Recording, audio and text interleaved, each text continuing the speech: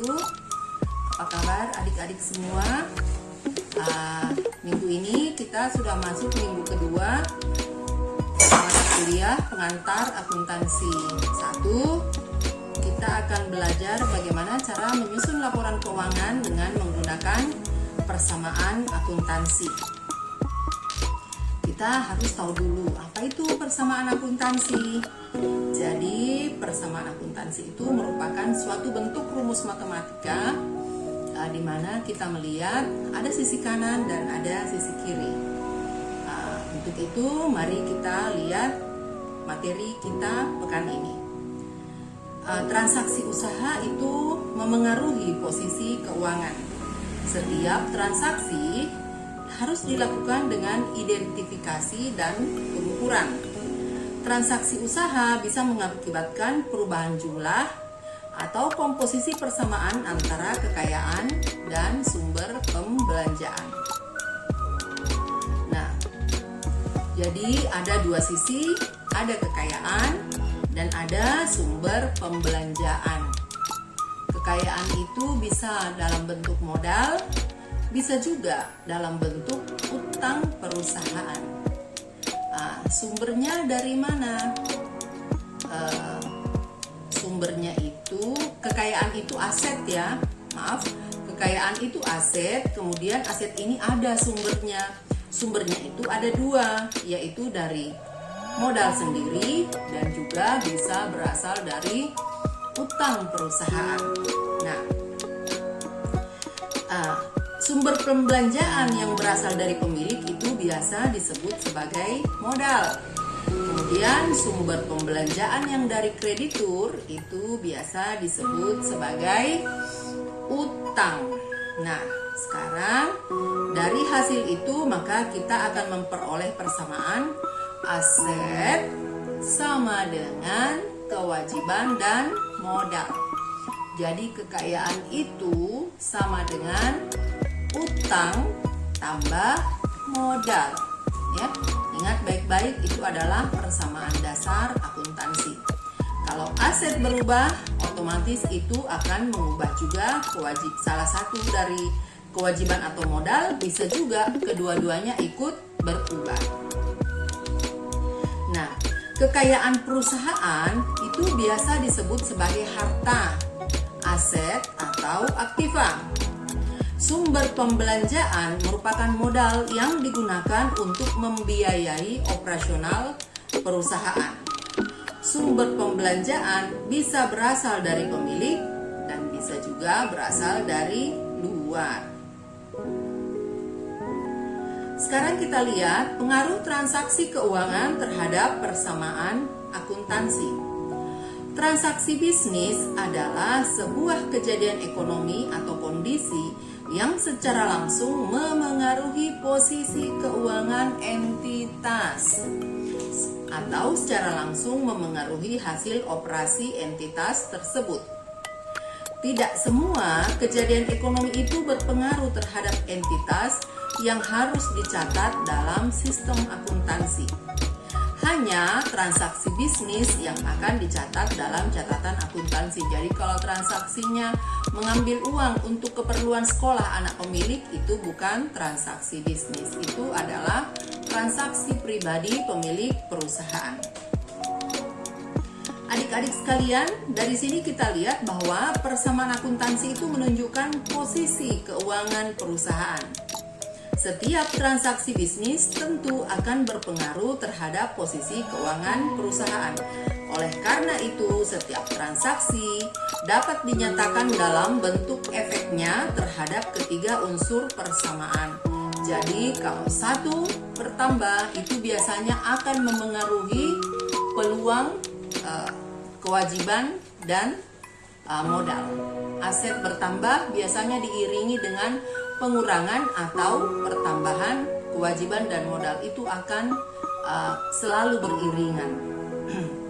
Nah, bagaimana kita mencatat transaksi keuangan dengan persamaan akuntansi? Persamaan akuntansi dapat dijadikan sebagai pedoman bagi kita untuk mencatat transaksi. Ini ada contohnya, ya. Ada sebuah perusahaan PO Ali saja dulu ya. Nah, saya akan bagikan materinya di kelas. Transaksi permulaan. Tuan Ali melakukan penyetoran modal sebesar 40 juta. Jadi transaksinya adalah kas bertambah. Kas itu adalah salah satu bentuk dari kekayaan perusahaan atau bagian dari aset. Kemudian sama dengan kewajiban tambah modal. Kalau Ali menanamkan modal 40.000, maka yang berpengaruh adalah apa? Kas bertambah, modal juga bertambah, ya. Jadi kas debit 40.000, modal kredit 40.000. Nah, ini dinyatakan dalam ribuan ya. Jadi tadi yang 40 juta itu kalau dinyatakan dalam ribuan, kita cukup menulisnya 40.000. Transaksi kedua, PO Ali meminjam uang kepada bank sebesar 50 juta. Nah, gimana itu pengaruhnya terhadap persamaan akuntansi kita? Apa yang bertambah? Yang bertambah adalah kas kita. Kas kita bertambah berapa tadi adik-adik? Bertambah 50.000. Kemudian apa kita lagi yang bertambah? Nah, kalau kita meminjam berarti utang kita yang bertambah. Bertambah berapa? Bertambah 50.000. Berarti kas 50.000 pada hutang bank 50.000. Nah, kejadian penambahan uang akan berpengaruh terhadap penambahan utang. Kemudian PO Ali membeli sebuah mobil seharga 74.000. Kemudian bagaimana transaksinya? Ali membeli apa tadi? Mobil. Kalau dia membeli mobil, apa yang bertambah dan apa yang berkurang? Kalau dia beli mobil berarti uangnya keluar berkurang sebesar 74.000, tapi apa yang bertambah? Oh, dia dapat kendaraan. Jadi kendaraan di debit, kemudian kendaraan ini bertambah, kemudian kas berkurang. Nah, transaksi berikutnya dia membeli perlengkapan seperti oli, minyak rem dan sebagainya 650.000 secara kredit. Nah, kita lihat bahwa transaksi itu apa ya tadi? Dia membeli berarti kalau dia membeli berarti ada pengeluaran. Tapi dia membelinya secara kredit. Berarti apa yang terjadi? Ada barang yang masuk dan ada utang yang bertambah. Nah, dia beli apa ini? Dia beli oli, minyak rem dan sebagainya itu 650. Berarti utang bertambah, perlengkapan bertambah. Dia membeli apa? Dia membayar utang. Dia kan tadi beli itu pakai kredit ya, kemudian dia bayar 300. Berarti apa yang berkurang? Tentu kas yang berkurang karena membayar. Kemudian apalagi yang berkurang? Utangnya juga berkurang. Nah, karena dia membayar apa yang dia beli secara kredit tadi. Kemudian setelah itu, selama bulan pertama kegiatannya, PO Ali memperoleh pendapatan sebesar 8 juta. Kalau dia mendapat pendapatan berarti kas bertambah, modal juga bertambah sebesar 8 juta. Selama sebulan dilakukan pembayaran gaji dan sopir dan kernet, kemudian bensin, makanan dan minuman, dan lain-lain. Total beban adalah 3 juta. Kalau dia melakukan transaksi ini berarti ada beban perusahaan. Beban ini terjadi untuk kelancaran operasi bisnis perusahaan kita. Maka apa yang terjadi? Kas kita berkurang sebesar 3 juta, modal kita berkurang juga sebesar 3 juta. Jadi persamaan itu selalu balance. Apa yang terjadi di sisi kiri itu berpengaruh terhadap sisi kanan. Jadi selalu ada keseimbangan ya. Selalu dalam akuntansi itu kita sangat membutuhkan keseimbangan sehingga tidak ada transaksi yang berdiri sendiri. Nah, pada akhir bulan nilai perlengkapan yang masih tersisa adalah 250.000. Kita kurang toh 250.000. Apa pengaruhnya? Kalau perlengkapan berkurang berarti modal kita juga tentu berkurang toh. Nah, Tuan Ali mengembalikan utang. Tadi kan dia minjam di bank. Nah, dia kembalikan sebagian 1.500.000. Kalau dia mengembalikan sebagian berarti kas yang berkurang dan utang bank juga berkurang. Kemudian dia ambil 1 juta. Nah, ini untuk keperluan pribadi.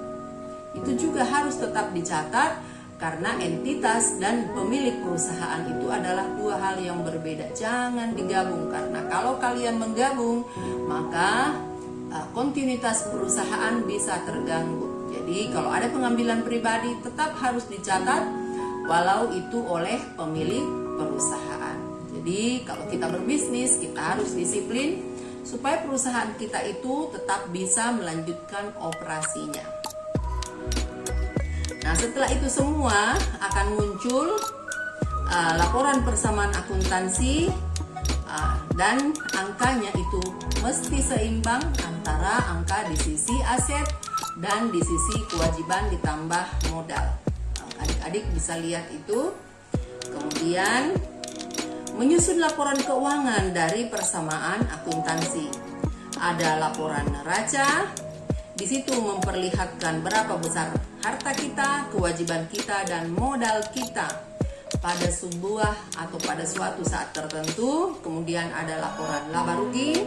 Laporan laba rugi ini adalah ikhtisar pendapatan dan beban untuk jangka waktu tertentu. Nah, pada setiap laporan keuangan itu harus dicantumkan, jangan lupa nama perusahaan dan tanggal atau jangka waktunya. Kemudian ada juga laporan perubahan modal. Di situ memuat ikhtisar perubahan modal yang terjadi. Jadi fluktuasi modal kita dari awal hingga akhir periode. Akhir periode itu bisa akhir bulan atau bisa akhir tahun. Nah, setelah itu kita lihat bahwa jumlah. Nah, sekarang kita lihat persamaan akuntansinya.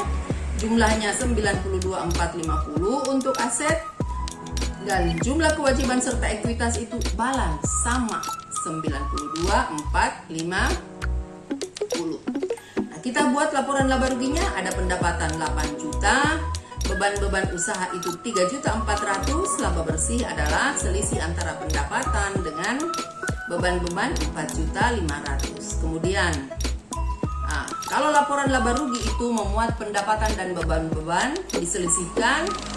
Kalau laporan perubahan ekuitas atau perubahan modal itu berasal dari modal awal ditambah laba bersih dikurang pengambilan pribadi atau pengambilan prive sama dengan berapa perubahan modal, dan modal Ali di akhir tahun itu menjadi 43.600. Jadi modal awalnya 40 juta, kemudian di akhir tahun itu modalnya adalah 43.600.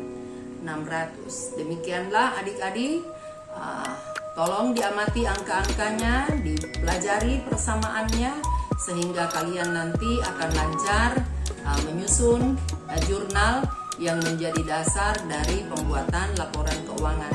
Sebelum menyusun jurnal, kita tadi telah belajar membuat persamaan akuntansi. Terima kasih telah menyimak.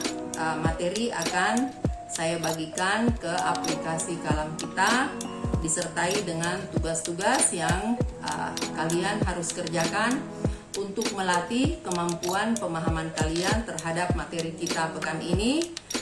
Semangat selalu. Terima kasih. Assalamualaikum warahmatullahi wabarakatuh.